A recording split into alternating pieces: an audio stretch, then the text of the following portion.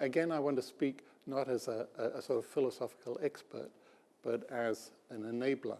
I think one of the respects in which our own centre in Cambridge differs from some of the new centres that have grown up is that from the beginning we've had what we called an engineering perspective on the task of creating the kind of multidisciplinary community that we need.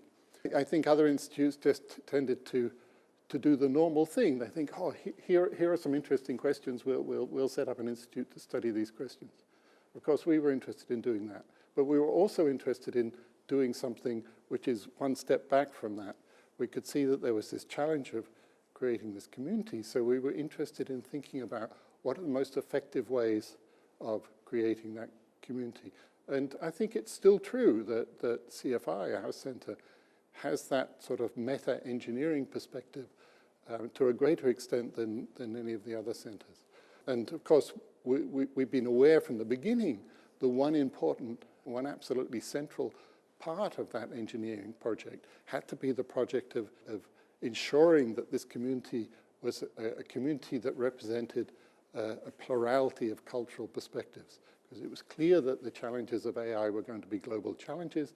Much of the technology was going to come not from the Anglophone West, not from people like me, white males, but from very different people, and a lot of it here in China, of course.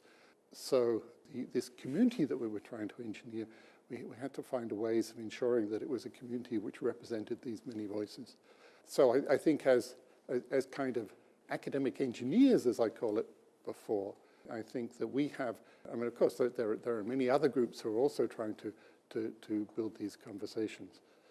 But I think linked to the project of academic engineering, and I don't mean to sound immodest about CFI at this point, but I think we have a clearer sense of what needs to be done than the other groups.